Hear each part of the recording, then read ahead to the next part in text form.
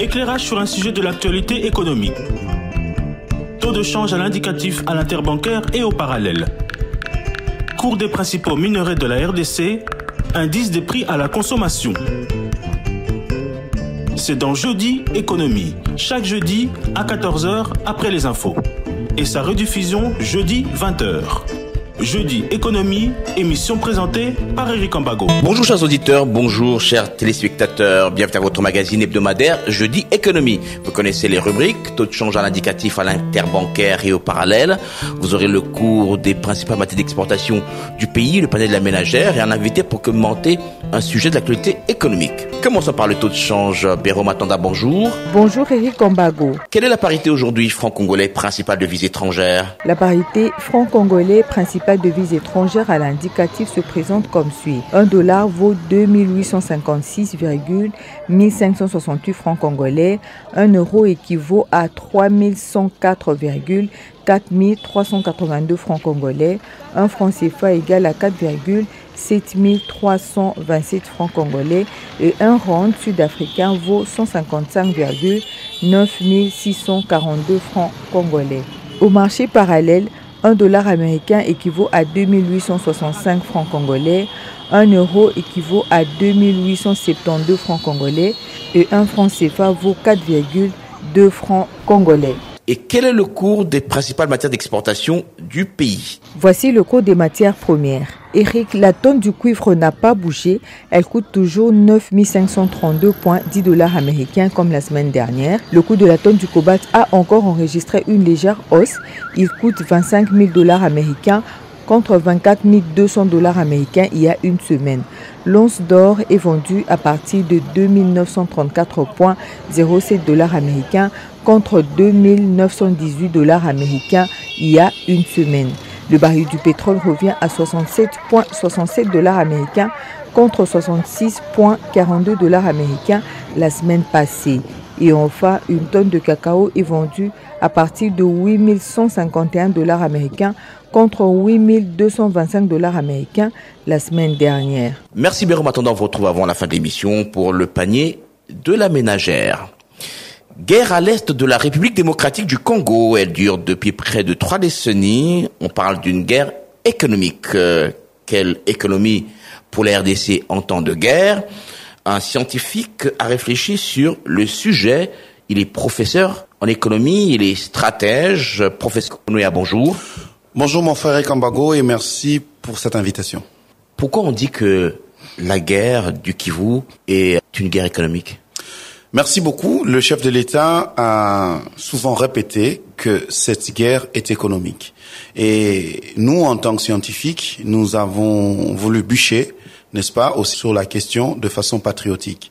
Et voilà, un livre tel qu'Holocauste au Congo, écrit par le célèbre Charles Onana, nous retrace quelques éléments qui nous permettent de comprendre le contexte de cette guerre, pourquoi elle est économique. Charles Onana nous demande d'analyser la question de la guerre de l'Est déjà à partir des années 1990. À partir des années 1990, on a le FPR, le Front patriotique rwandais, dirigé par Paul Kagame, qui veut renverser le pouvoir des Hutus. Ils commencent leur première incursion au Rwanda, mais pour cela, ils cherchent 2 grands alliés. Ce sont les États-Unis et la Grande-Bretagne. Mais ils associent aussi quelques multinationales. Déjà à partir de cet instant, il était établi que la rémunération des multinationales et des États-Unis ainsi que de la Grande-Bretagne serait à travers les minéraux de la RDC.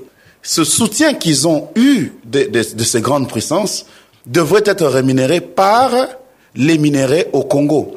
Voilà pourquoi Charles Onana explique bien que tout le reste qui est présenté par Paul Kagame et toute sa diplomatie, ce ne sont que des prétextes. Mais pourtant, la RDC ou le Zaïre à l'époque entretenaient des relations privilégiées avec les États-Unis. Donc, il n'y a pas besoin d'avoir une rébellion pour venir chercher les richesses là-bas. Merci beaucoup. Et là, Honoré Ngbanda, dans son livre Ainsi sonne les glas, les derniers jours du maréchal Mobutu, le Rwanda, particulièrement Paul Kagame, dans la stratégie, a profité sur la faiblesse, n'est-ce pas, du président Mobutu pour négocier un changement de leadership.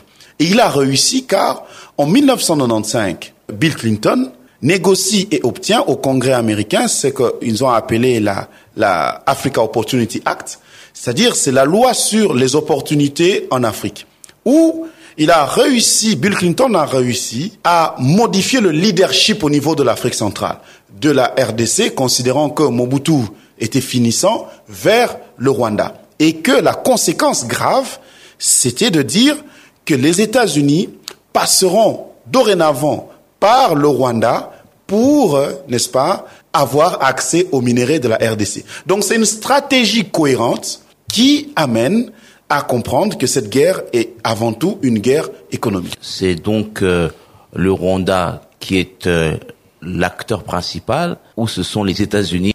Disons que chacun trouve son compte, chacun trouve son compte.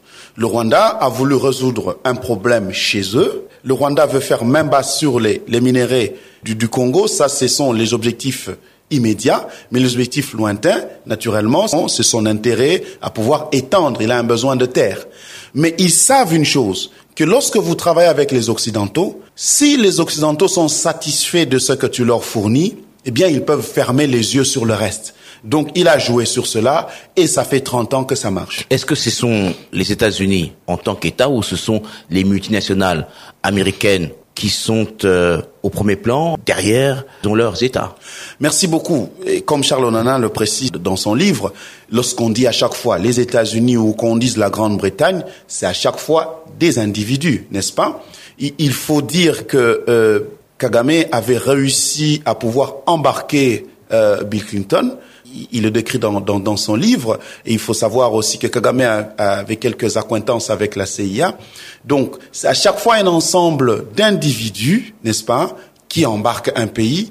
Ou aussi les multinationales. Il faut savoir que les multinationales en relations internationales agissent aussi comme des pays. Mais la bonne nouvelle pour nous, en République démocratique du Congo, c'est qu'il faut savoir que la stratégie des républicains, on a Donald Trump aujourd'hui au pouvoir, elle est tout à fait différente de la stratégie des démocrates, parce que Bill Clinton est un démocrate, Donald Trump est un républicain, et Donald Trump en tant que républicain est plutôt favorable, n'est-ce pas, à ce que la RDC puisse jouir pleinement de son leadership en tant que pays. Mais pourtant, on dit que la politique américaine ne change pas, quel que soit le parti au pouvoir.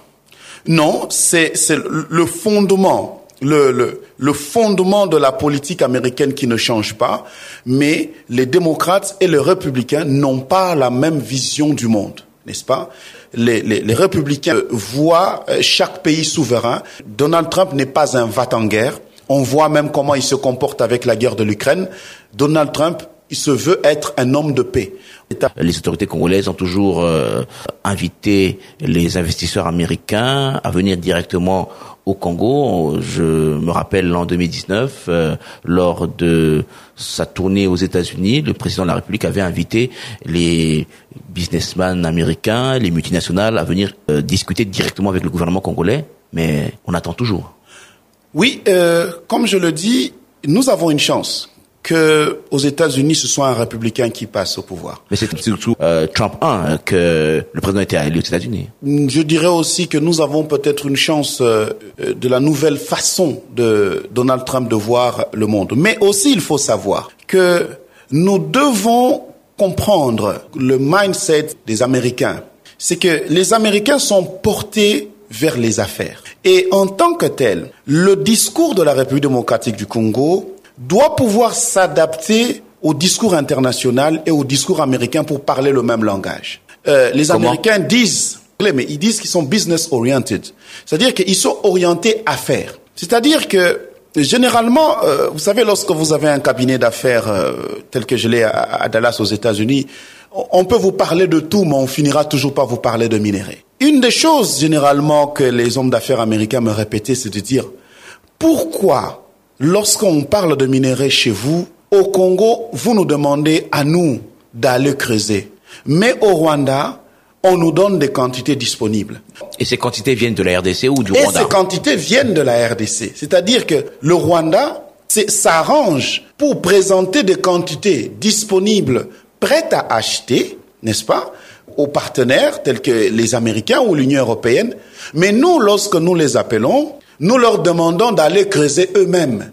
Et ils disent, mais le business, c'est le temps. Quel miracle le Rwanda fait pour arriver à avoir des quantités disponibles que vous ne pouvez pas faire. Et voilà pourquoi je martèle d'un point de vue conceptuel en disant que nous devons passer de l'économie de la guerre à la guerre économique. Alors justement, quelle économie pour la RDC en temps de guerre, Monsieur Patrick Onoya? Merci beaucoup. Ça m'introduit exactement vers le concept de passage de l'économie de la guerre à la guerre économique.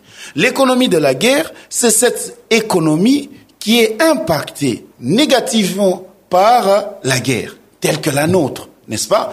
Avec la prise de Goma, par exemple, on sera obligé de faire un collectif budgétaire parce que il faudra honnêtement qu'on considère que Goma, en tant que troisième ville économique après Kolwezi et Lubumbashi, c'est Goma qui fait entrer, n'est-ce pas, un ensemble de ressources à travers la douane, à travers les impôts. On doit donc revoir le collectif. On doit avoir un collectif budgétaire pour revoir cela.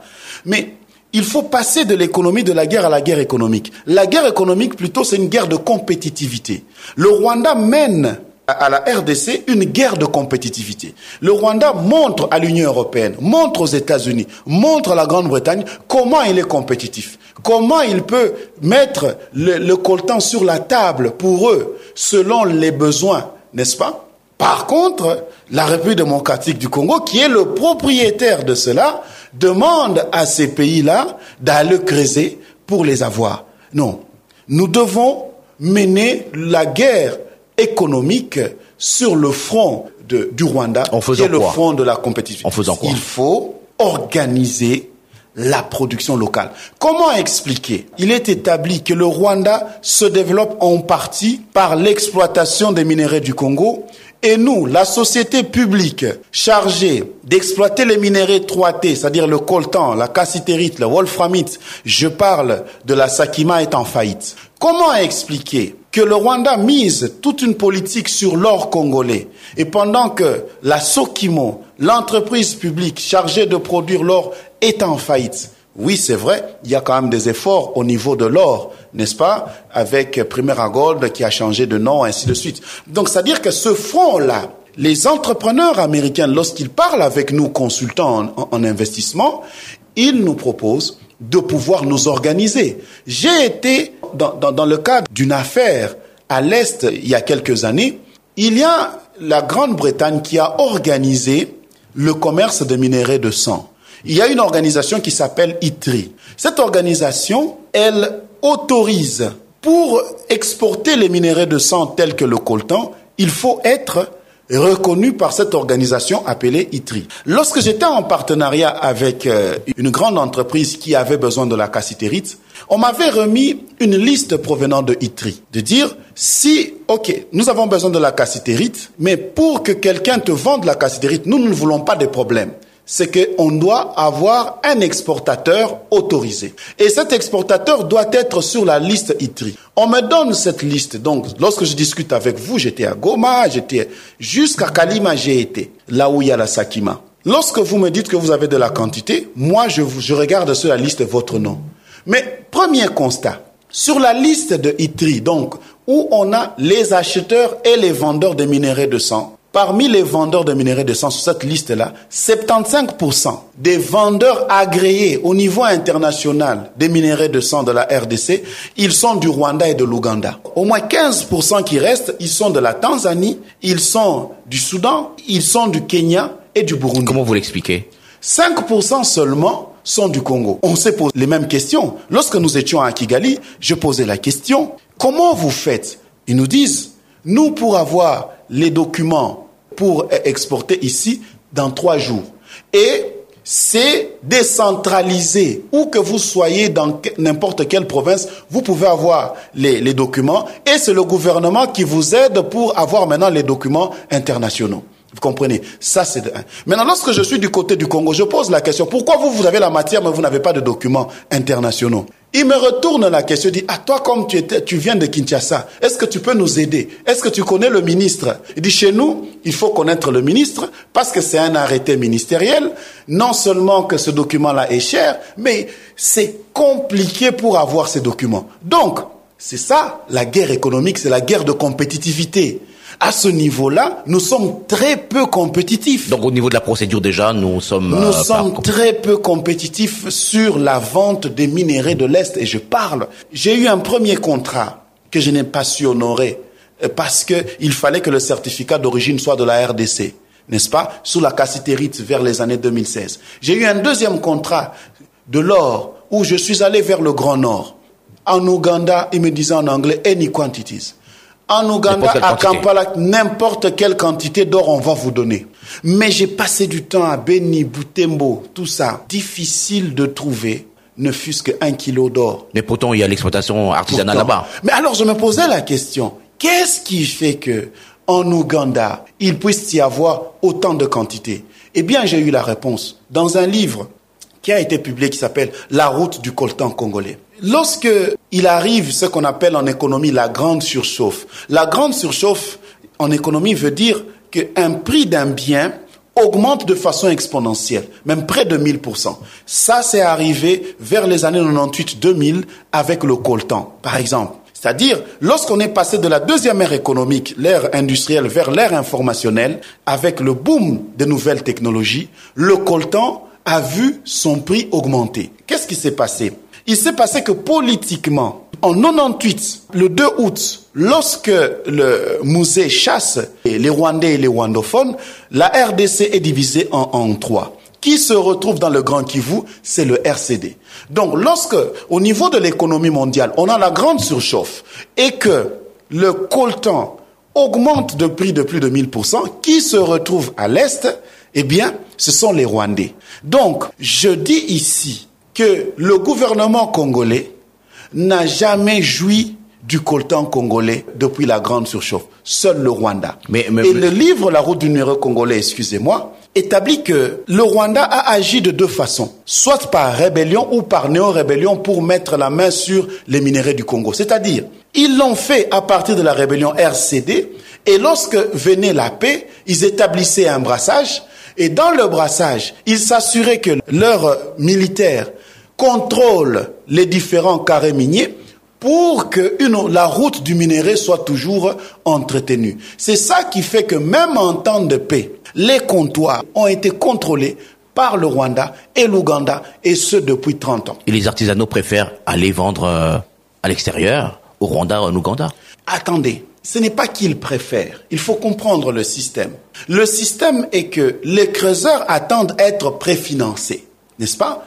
Et ce système de préfinancement, sur les différents carrés miniers, on a les tireurs de ficelles. Et les tireurs de ficelles, depuis 30 ans, sont au Rwanda et en Ouganda. Voilà pourquoi Kigali et Kampala se présentent comme étant les centres commerciaux de ces minéraux. Lorsqu'on parle du front économique, c'est de comprendre le système pour dire comment est-ce que la République démocratique du Congo peut avoir son coltan. Eh bien, la République démocratique du Congo doit organiser aussi le préfinancement. Il ne suffit pas d'avoir le SAEMAP, qui est cette structure du ministère de Mines qui recense les coopératives, ainsi de suite. Le plus important, c'est qui finance. Et en temps de paix, c'était toujours les mêmes bailleurs de fonds. Et dans ce livre-là, sur la route du coltan congolais, on explique même que les bailleurs de fonds rwandais sont sanguinaires. Et les gens savent que si tu as l'argent d'un bailleur de fonds rwandais, tu peux le payer de ta vie. Si jamais tu as exploité avec son préfinancement et tu le vends à quelqu'un d'autre. Et du coup, les gens respectent à la loupe. Il faut aller attaquer l'ennemi dans sa stratégie. Sa stratégie, elle est là, à nous aussi, de financer les artisanaux. Les Américains, on veut qu'ils viennent, mais avant que les Américains commencent à piocher, les Américains aimeraient avoir l'or congolais, aimeraient avoir le coltan congolais. Vous parlez dans votre livre à paraître de 6 piliers du front économique du prochain gouvernement d'union nationale. Quels sont ces piliers? Merci beaucoup. Il y a le pilier géoéconomique, c'est le fait que le front économique devrait être le pendant du front militaire et du front diplomatique.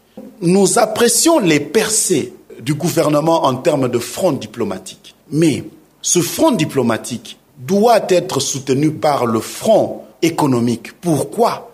Parce que, la guerre est une guerre économique. Nous expliquons, nous donnons dans le livre une étude de cas. Nous avons apprécié le fait que la République démocratique du Congo puisse porter plainte contre Apple. Oui, Apple, entreprise américaine qui fabrique des iPhones en Chine, utilise le minerai congolais vendu par le Rwanda, donc il est reseller.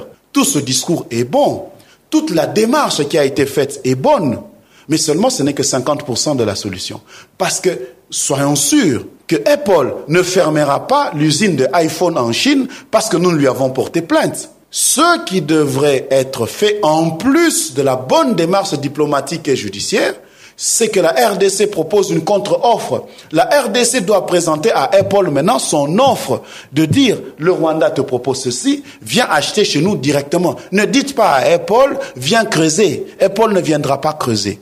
Apple va chercher à ce que la RDC organise, n'est-ce pas cela? Avec quelle société ici? C'est à nous d'organiser. Moi, je dis que la société publique existe, c'est la Sakima. Qui est en difficulté. Il suffit que le gouvernement d'union nationale ouvre le front économique pour que les stratégies soient mises en place pour soit la première possibilité, c'est de faire comme les Rwandais, préfinancer les artisanaux pour être sûr que ces quantités-là sont maîtrisées par le gouvernement congolais. Deuxième possibilité, c'est naturellement aller dans l'exploitation semi-industrielle et industrielle. Mais pour ce front, le gouvernement doit un peu oublier la Sakima. L'un de ces grands sites, Rubaya, est occupé par l'ennemi. Non, faites attention. La Sakima est une entreprise qui a été créée de la fusion d'au moins 7 entreprises provenant de l'ancienne Somenki. C'est-à-dire que la Sakima possède des sites, en commençant par la province orientale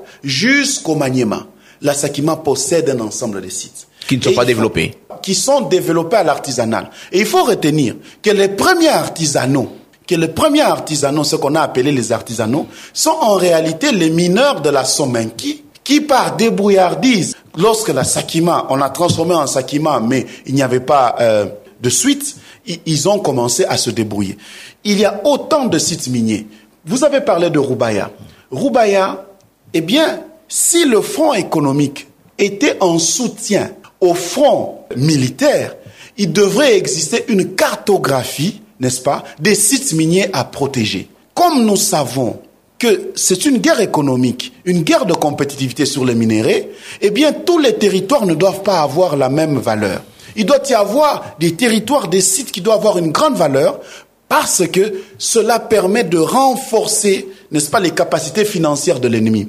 Mais il faut savoir aussi que si nous voulons aller effectivement dans la guerre économique, nous devons comprendre qu'au lieu que notre économie soit constamment impactée par la guerre, nous devons aussi exploiter ces minéraux-là pour créer des compensations, pour financer la guerre. C'est ça que le Rwanda fait. Celui qui pilote ce pilier, c'est qui? Avant tout, c'est le ministre de l'économie, mais attention, le ministère de l'économie est un ministère transversal qui va travailler en collaboration avec le ministère des Affaires étrangères. Il faut que la diplomatie économique entre en jeu avec le ministère des Mines, avec le ministère de la Défense pour la question de la géoéconomie. Mais il y a une question importante, un autre pilier, c'est le pilier de l'économie de la défense.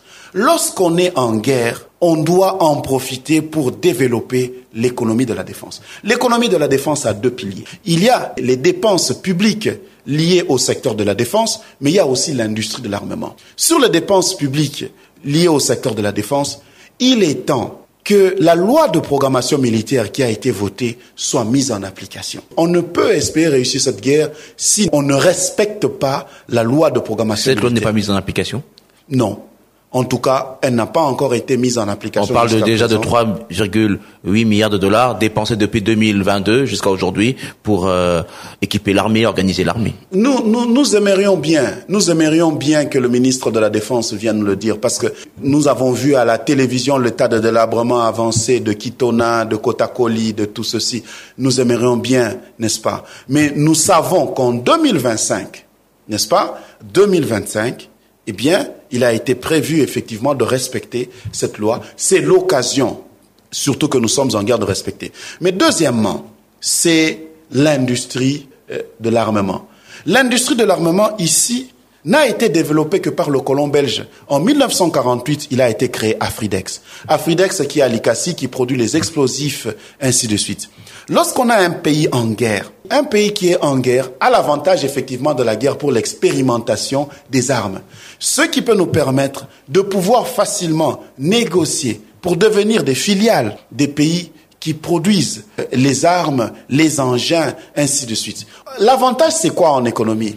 L'avantage, c'est que lorsque, d'un point de vue des commandes, on peut faire des grandes commandes, que ce soit des chars de combat ou tout ça, il faut négocier que ces chars soient montés localement. Vous voyez, c'est-à-dire qu'on y va progressivement. Avant de fabriquer, soyons à même de pouvoir assembler. Parce que si on fait une commande de 100 chars de combat, 200 chars de combat, au lieu qu'ils viennent déjà assemblés, demandons à ce que nous puissions les assembler localement. Cela va permettre de pouvoir augmenter déjà notre industrie de l'armement. Mais ce qui est très important et qui peut être fait très vite, ce sont les industries connexes à l'armement. Les industries connexes à l'armement, on a par exemple l'industrie de l'alimentation des militaires au front.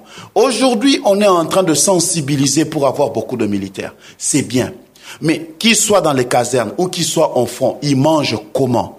D'où le pilier de l'agro-industrie en temps de guerre, qui va développer l'agriculture. Par exemple, le maïs, le riz, le haricot, le soja, parce que les militaires ont besoin d'énergie. On dit que l'économie de la défense peut avoir un effet de relance sur l'économie si les besoins de la défense trouvent solution au niveau local. Parce que vous savez, du point de vue de l'évaluation du revenu national, donc du PIB, les importations effritent le revenu national et la production, elle permet d'augmenter le revenu national.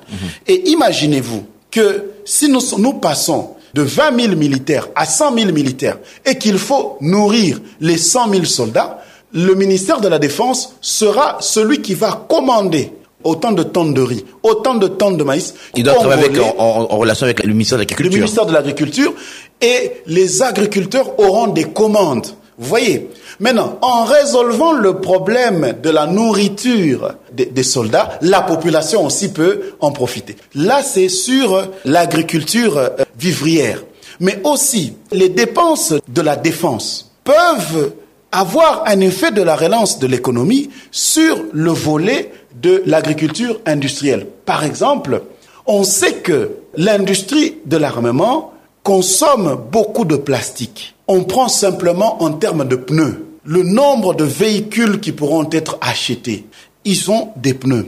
Au lieu que ces pneus soient achetés à l'étranger, si on veut que les dépenses de la défense puissent avoir un effet sur la relance, eh bien, on devrait analyser la relance de la production de pneus localement. Cela aura un effet sur la culture de l'EVA. Parce que nous savons qu'à l'Équateur, nous produisons l'EVA. L'EVA qui produit le caoutchouc qui permet de produire les pneus. Et le ministère de la Défense peut être le premier client et le grand client, n'est-ce pas, de ces industries. On va aller rapidement avec les piliers, on n'a pas beaucoup de temps. Le pilier sur l'économie publique, copiloter stratégie du financement de la relance des entreprises publiques avec le ministère du portefeuille. Ça se passe comment encore à ce niveau-là? Plusieurs entreprises du portefeuille sont clés pour le développement du pays. La logistique en temps de guerre est importante. La logistique militaire, le chemin de fer, n'est-ce pas, les routes.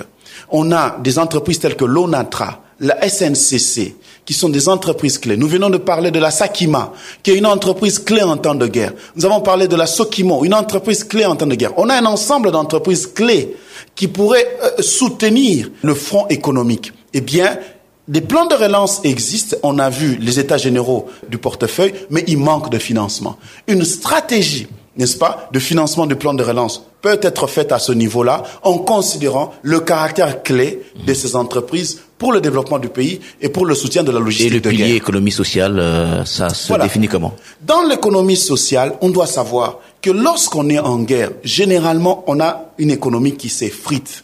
Maintenant, on doit réfléchir, de se dire, entre-temps, on doit s'occuper de la guerre, mais aussi on doit savoir que la population ne doit pas pleurer davantage. Qu'est-ce qu'il y a? Il y a une loi, la loi sur le petit commerce, qui a toujours du mal à être appliquée. Si aujourd'hui, on fait respecter la loi sur le petit commerce, tous ces Libanais, ces Pakistanais, ces Indiens, qui sont à la fois grossistes et détaillants, et qui tuent le petit commerce, si on fait respecter le fait que les grossistes restent grossistes et que le petit commerce est pour les Congolais, vous allez voir au fait que cela va avoir un effet de relance, n'est-ce pas, sur le commerce au niveau intérieur. Dans cet ordre d'idées, la RDC propose un accord préférentiel avec les États-Unis en ce qui concerne l'exploitation des minerais critiques en échange de la sécurité. Ça se passera comment? Merci beaucoup. J'ai beaucoup aimé l'approche du chef de l'État d'approcher les États-Unis. Seulement, nous devons comprendre que les Américains ne sont pas les Chinois. Il y a un livre que j'ai écrit il y a quelques années, La rivalité entre les États-Unis et la Chine en Afrique, point de vue des Africains, où j'ai analysé, n'est-ce pas, les deux approches différentes. Mais aussi, je me rappelle du premier voyage de Fachi, où nous étions sur le même estrade que l'ambassadeur Mike Hammer, qui nous avait pris en tant qu'expert des questions sur le business avec les États-Unis. En simple, il faut qu'on retienne dans cette démarche, qui est une bonne démarche, que les États-Unis n'est pas égal à la Chine. La Chine, lorsqu'elle vient dans un pays, elle ne s'occupe pas de la politique. Mais les États-Unis, lorsqu'ils viennent dans un pays, ils s'occupent de la politique. Nous devons savoir que les États-Unis vont s'occuper de la bonne gouvernance, donc ils vont s'occuper des questions de corruption, des questions de détournement, des questions de droits de l'homme, changement de la Constitution, ainsi de suite. Changement de la Constitution, il faudra que le président Félix associe le président Trump. C'est clair, c'est la politique américaine. On ne fait pas les affaires sans s'intéresser à la politique. Ça, c'est de un. De deux, on doit savoir une chose, que si on a appris que certaines personnes se sont sucrées en termes de pot de vin, en termes de pas de porte, ainsi de suite, dans le cadre des contrats chinois, eh bien, avec les États-Unis, il existe la Foreign Corruption Act de 1977, qui est la loi sur la corruption à l'étranger, qui autorise la justice américaine à poursuivre, n'est-ce pas, un Américain et tous les complices engagés, même pour des faits de corruption, des faits de détournement, en dehors du sol américain. Ceci veut simplement dire que on doit savoir que faire avec les Américains, il faut oublier pas de porte. Il faut oublier, n'est-ce pas, le pourcentage qu'on peut demander à l'origine. C'est une autre mentalité.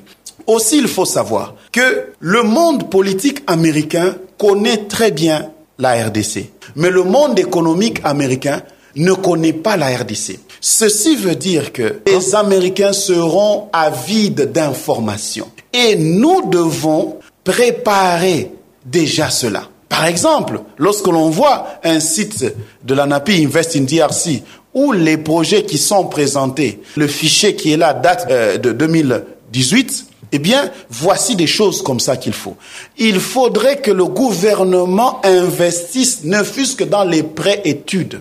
Parce que si les Chinois peuvent avancer et signer des contrats, même sans études approfondies, ça, ce n'est pas la politique américaine. Avec la politique américaine, c'est l'information qui amène à la décision. Mais aussi, les Américains préféreront avant tout commencer par des quantités disponibles. Ça signifie que la République démocratique du Congo, le gouvernement de la RDC, doit réfléchir à comment, avant que les engins américains arrivent, qu'est-ce qu'ils font pour mettre le coltan sur la table? Qu'est-ce qu'ils font pour mettre la cassitérite et l'or sur la table? Ils aimeront faire d'abord du commerce avant l'industrie. Professeur Patrick Onoya, on va faire un petit exercice comme on l'a toujours fait depuis le début de cette année. Toko mekako résumé na bokuse na lingala oyo uti koloba wana tozo koloba makambo ya bitumba tobi front économique ezali pour la guerre ezali kati na biso na Rwanda. Alors bitumba yango tokolonga yango na kosala nini tosengeli kosala nini pote tolonga bitumba na otobingi économique pour Rwanda za koyiba ba richesse na biso azoko kinde koteka yango biso zoko bénéficier bitumba yango tokolonga yango ndenge nini. Merci mingi. Na mukuse bitumba oyo mokonzi lobi ezali économique, donc eza pona makamwa mombongo pona ba minéraux ya Congo. Alors Rwanda abimi moteki ya ba minéraux ya Congo. Na démarche o mokonzi mboka azui ya ko contacter président Trump ezali po biso moko toteka. Démarche wana koti na ba bengi front économique. Na kati ya front économique, Rwanda aza na avantage ya kozala déjà na organisation mobimba ya koteka coltan, n'est-ce pas, ya Congo. Et sengi ke bisope to organiser koteka coltan congolais. Organisation ya koteka coltan congolais ekendaka na préfinancement. Rwanda a préfinancé ba creuseur na Congo, bisope il faut to sala nini, to sala préfinancement ya ba creuseur. Oyo mokonzi ya mboka azui démarche ya kokende ko contacter Trump eza malamu mingi. Mais to yeba que américain l'era yaka eza différent na chinois. Chinois ba coopérer na ye akokota na politique na binoté. Mais américain akokota na politique. Akotala likambo ya détournement, akotala likambo ya corruption, akotala likambo ya droit de l'homme. Et lingi koloba boye na makambo to sali na diplomatie eza esengo mingi, mais esengi ko bakisa makambo ya économie, makambo lolenge kani tokoteke la bango en pratique. Voilà un peu le résumé avec notre invité, le professeur Patrick Onoya. Professeur, avec vous, nous allons suivre le panier de la ménagère avec Béro Matanda. Eric, il n'y a pas eu de changement des prix des denrées alimentaires de première nécessité sur le marché cette semaine. Les articles sont vendus comme la semaine passée. Un bidon d'huile de palme, par exemple, de 5 litres coûte 25 000 francs. Celui d'huile végétale varie entre 33 et 34 000 francs congolais. Une bouteille d'huile végétale de 30 centilitres coûte 2500 francs congolais. Une mesurette ou écolo de maïs coûte 3500 francs. Celle de la semoule est à 2500 voire 3500 francs selon la qualité. Un sac de cossette de manioc varie entre 150 et 300 000 francs congolais. Les prix dépendent de la qualité des maniocs. Un seau de cossette de manioc coûte 22 000 voire 25 000 francs congolais. Un sac de semoule de 25 kg varie entre 56 et 66 000 francs congolais. Un sac de riz de 25 kg varie entre 70 et 78 000 francs congolais. La mesurette ou copo est à 2 000 francs congolais. Un sachet de sucre de 5 kg varie entre 18 et 20 000 francs. La mesurette ou copo coûte 2 000 francs congolais.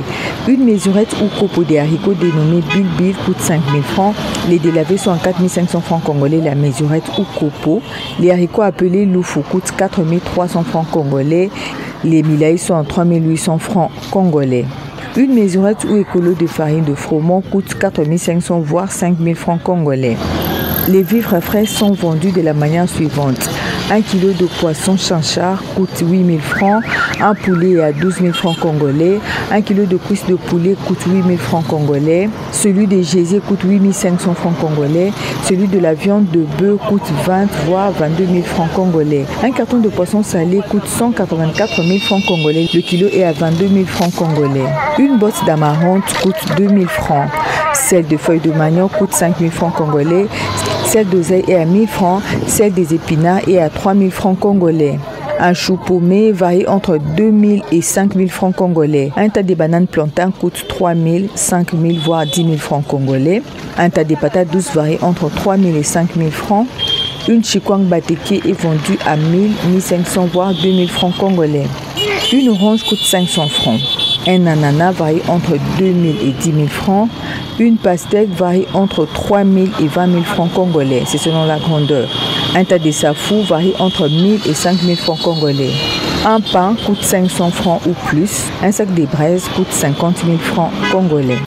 Merci Béro Matanda, on vous retrouve la semaine prochaine avec vos différentes rubriques. Alors professeur, rapidement quelques questions avant de nous séparer. Gouvernement d'union nationale, qu'est-ce qu'il faut pour que ce gouvernement soit efficace pendant cette période de guerre? Merci beaucoup. Moi, j'interviendrai toujours en tant qu'homme de science. En tant qu'homme de science, en 1924, il y a un livre important qui a été publié en France qui s'appelle « Les formes de gouvernement de guerre ». Les formes de gouvernement de guerre a été publié sur base d'une analyse de comment le gouvernement français a réagi pour organiser son ou ses gouvernements à la Première Guerre mondiale. Il est apparu, ce qu'on voit actuellement, c'est que un gouvernement de guerre est un gouvernement absolument d'union, de cohésion nationale. Il faut que tout le monde soit là. 2, un gouvernement de guerre doit être un gouvernement de compétence. Parce qu'une guerre entre deux nations, c'est une guerre entre deux états-majors. Et les états-majors des pays sont représentés par le gouvernement, car c'est le gouvernement qui prend en charge tous les fronts.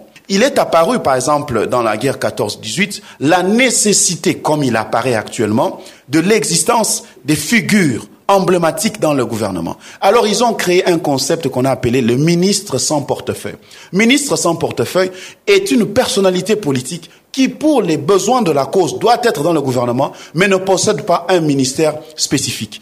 Il va réaliser des missions en fonction des missions qu'on va lui donner par le chef de l'État pour la guerre. À ce jour, n'est-ce pas, Israël a ce genre de gouvernement où on a des compétences, mais on a aussi des personnalités politiques. Sans ministre. Non. Lorsqu'on parle de compétences, on voit aussi naturellement la nécessité de réduire le train de vie, n'est-ce pas? Ça signifie que si on découpe agriculture et pêche et élevage, on sait que c'était pour des raisons politiciennes. En temps de guerre, on devrait avoir un seul ministère. Dialogue préparé par la CNCO et le CC, les consultations en cours, vous soutenez ou pas? Dans la science militaire, on dit que la négociation dépend des percées au front, n'est-ce pas? Ça signifie que négocier c'est bien, mais négocier comment? Négocier sur base de quoi? Une guerre finit toujours par une négociation, mais nous devons négocier en position de force. Il est temps pour le moment d'abord de se battre dans les 4 grands fronts. Le front militaire, le front médiatique, le front diplomatique et le front économique. Battons-nous d'abord et négocions après. L'agriculture toujours pas développée, malgré l'annonce des budgets dans la loi de finances. Voilà pourquoi, dans les 6 piliers, nous avons proposé aussi le pilier de l'agroéconomie, n'est-ce pas, où nous disons que si nous pensons comment nourrir les militaires au front, eh bien, on va résoudre aussi un problème de la population. Le ministère de la Défense peut devenir le grand financier du ministère de l'Agriculture. Et cela peut avoir un effet de la relance de l'économie. C'est une question de stratégie. Je rappelle que notre invité, c'était le professeur Patrick Onoya. Professeur, merci d'avoir répondu à l'invitation de Jeudi Économie. Je vous remercie. Merci à Miguel Mena, le réalisateur. Merci à vous, chers auditeurs. Vous pouvez suivre cette émission sur notre page Facebook, Jeudi Économie avec Eric Ambago. À très bientôt.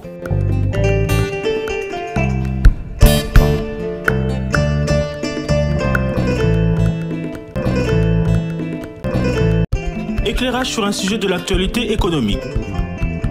Taux de change à l'indicatif à l'interbancaire et au parallèle. Cours des principaux minerais de la RDC. Indice des prix à la consommation. C'est dans Jeudi Économie, chaque jeudi à 14h après les infos. Et sa rediffusion jeudi 20h. Jeudi Économie, émission présentée par Eric Ambago.